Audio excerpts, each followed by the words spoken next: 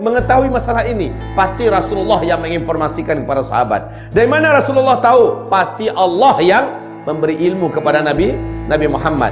Jadi hantaman meteor inilah yang akan menimbulkan dukhan. Saya katakan tadi ada simpul di bawah. Ketika simpul itu diputus, keluarlah yang pertama. Simpul itu adalah meteor.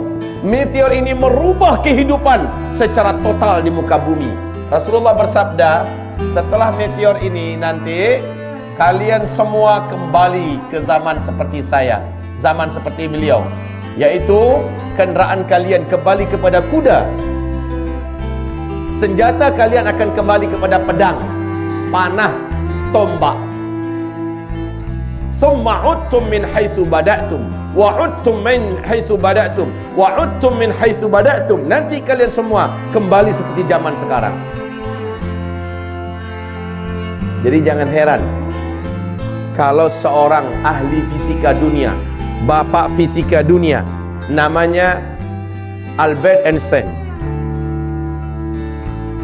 Apa kata beliau ketika ditanya oleh 2000 wartawan seluruh dunia? 2000 jurnalis seluruh dunia bertanya kepadanya, kira-kira menurut pandangan engkau seperti apa perang dunia ketiga? Semula dia tidak nak menjawab, tapi karena dipaksa akhirnya dia menjawab. Apa kata Albert Einstein? Saya tak tahu. Senjata apa yang akan kalian gunakan dalam perang dunia ketiga?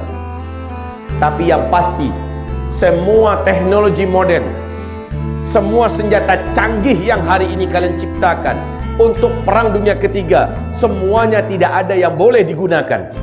Kalian semua nanti akan perang dengan senjata manual. Masya Allah. Seorang Albert Einstein menjawab demikian. Steve Jobs, kita masih ingat dengan nama ini? Termasuk orang terkaya di dunia, pemilik Apple. Sebelum matinya, di hadapan ribuan karyawannya, dia berpidato. Dan pidatonya ini sudah ditranslate ke seluruh bahasa dunia. Kalau di newspaper kami, Republika di Indonesia, terbit 2 kali terbitan. Apa pernyataan Steve Jobs? Setelah saya nanti tidak ada, setelah nanti saya mati, kalian semua tak lama lagi kembali ke zaman batu. Ini pernyataan Steve Jobs. Steve Jobs, Albert Einstein bukan orang bodoh. Mereka adalah para saintis, para ilmuwan, ahli. Dan mereka bicara bahwa masa depan tanpa teknologi. Padahal kita sekarang sedang mulai menuju puncak teknologi. Ternyata Rasulullah mengatakan kalian semua nanti akan kembali ke zaman kuda, akan kembali ke zaman tombak, panah, dan pedang. Itulah cara kalian hidup saat itu nanti. Maka Masya Allah kaum muslimin, meteor akan menabrak bumi di akhir zaman kata Rasulullah, akan menimbulkan petaka besar di muka bumi sehingga dukhan dimulai. Dan dukhan ini adalah azab bagi orang-orang kafir, azab bagi orang Islam yang suka maksiat, suka dosa. Tapi kata Rasulullah, orang beriman yang amalnya bagus, orang beriman yang soleh dan taat, sebelum hantaman meteor lalu terjadi dukhan, ketika dukhan terjadi, orang beriman selamat semuanya. Orang beriman yang soleh, yang taat, selamat semua. Tapi orang kafir, orang Islam yang hobi maksiat, suka buat dosa, mereka tersiksa seperti orang kafir dan orang musyrik. Kulit mereka akan melecup, dada mereka bagaikan terasa terbakar, kedua bola mata seperti tidak lepas daripada tempatnya, panas. Hanya iman dan amal solehlah yang akan menyelamatkan pada masa hantaman meteor. Baik, kapan meteor ini akan terjadi? Fi hadhil ummah khasfun wa maskhun wa qadhfun. Pada umat ini nanti kata Rasulullah akan terjadi khasaf. Khasaf yaitu banyaknya terjadi bagian bumi ini yang terbelah, tenggelam karena tsunami, reruntuhan bukit-bukit, sehingga banyak yang tenggelam, air laut naik, banjir di mana-mana. Maskhun wa qadhfun, hujan meteor akan menghantam bumi di akhir zaman. Wa maskhun, banyak orang-orang yang berubah bentuknya menjadi buruk rupa dan jelek. Kalau para sahabat bertanya, wa matadzak ya Rasulullah, alangkah mengerikan yang engkau sampaikan ini ya Rasulullah, kapan itu akan berlaku? Nabi bersabda, apabila umatmu sudah melakukan tiga benda ini, tiga perkara ini bersamaan, secara serentak mereka buat. Kalian temukan di zaman itu serentak. Idza zaharatil qainat, ini yang pertama. Wal ma'azif, ini yang kedua. Wasyuribatil khumur, ini yang ketiga. Apabila umatku di mana-mana sudah banyak bermunculan biduanita, penyanyi-penyanyi wanita di mana-mana.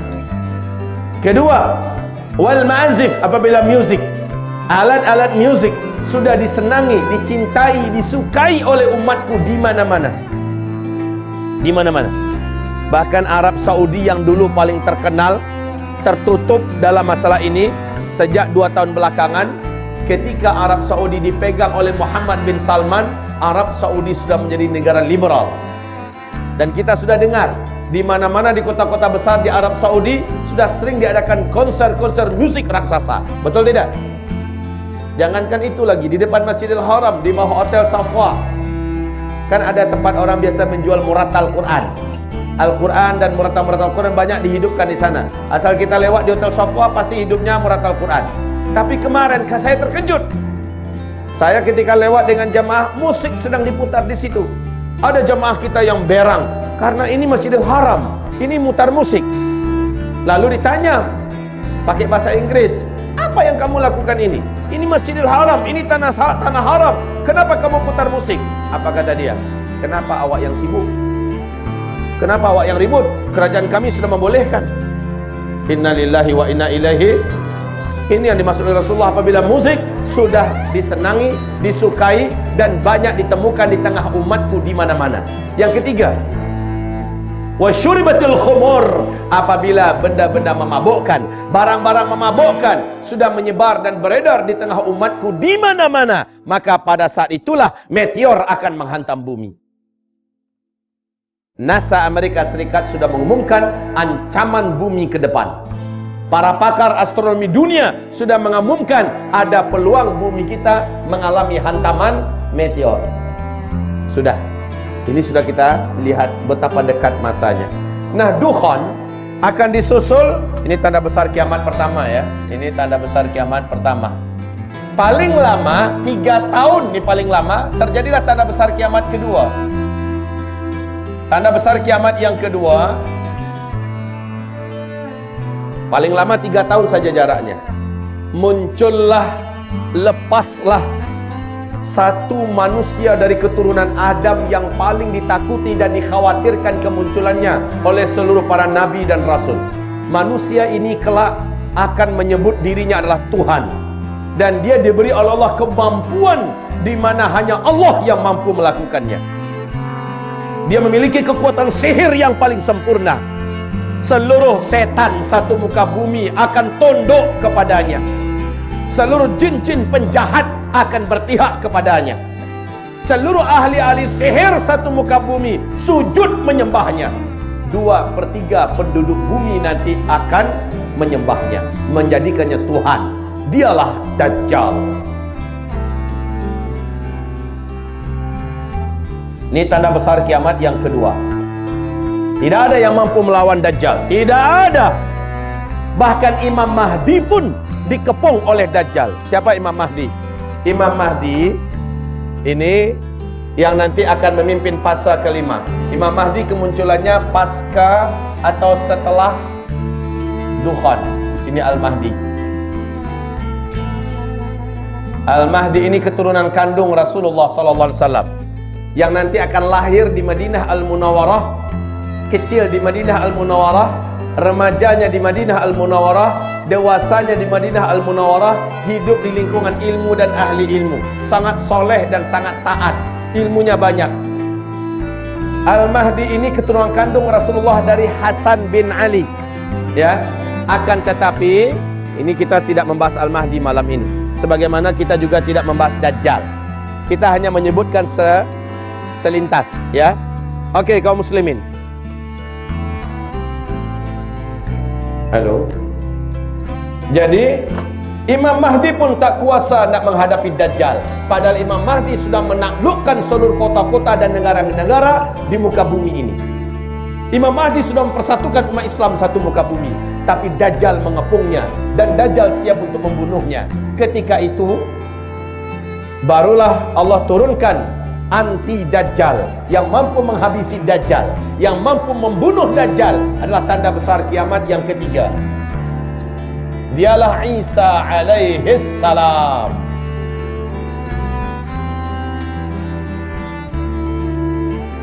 Isa alaihi salam. Jarak dari antara Dajjal dengan Nabi Isa hanya 1 tahun, 2 bulan, 2 minggu sahaja. Dan Dajjal pun mati dibunuh oleh Nabi Isa alaihi salam. Imam Mahdi bergabung dengan Nabi Isa alaihi salam. Setelah itu seluruh Yahudi di muka bumi diberantas, dihabisi. Dan beberapa bulan kemudian terjadilah tanda besar kiamat yang keempat, dan ini sekaligus penutup fasa keempat. Apa itu? Yaitu yang Allah ceritakan dalam surat Al-Kahfi ayat 94 sampai 100. Ya'juj dan Ma'juj. Ya. Inilah dia bangsa yang paling jahat, paling brutal, yang akan membunuh siapapun yang manusia yang mereka jumpai. Jumlah mereka, kata Rasulullah, dalam 1000 orang manusia ketika itu 999-nya adalah Ya'juj dan Ma'juj. Cuma 1 yang kita. Maka tidak ada satupun manusia di bumi boleh melawan Ya'juj dan Ma'juj.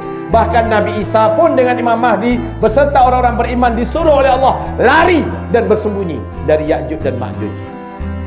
Singkatnya, Ya'juj dan Ma'juj langsung Allah yang akan musnahkan dengan kekuasaan Allah. Lalu bumi kembali menjadi aman dan tenang. Imam Mahdi menjadi khalifah pada fasa kelima. Inilah dia masa-masa aman. Masa-masa aman. Tidak ada satupun manusia di muka bumi berperang. Tidak ada bencana-bencana alam di mana-mana. Bahkan seluruh hewan buas dibuat jinak oleh Allah. Seluruh binatang-binatang berbisa diangkat bisanya oleh Allah. Seluruh manusia makmur sejahtera. Tidak ada yang miskin.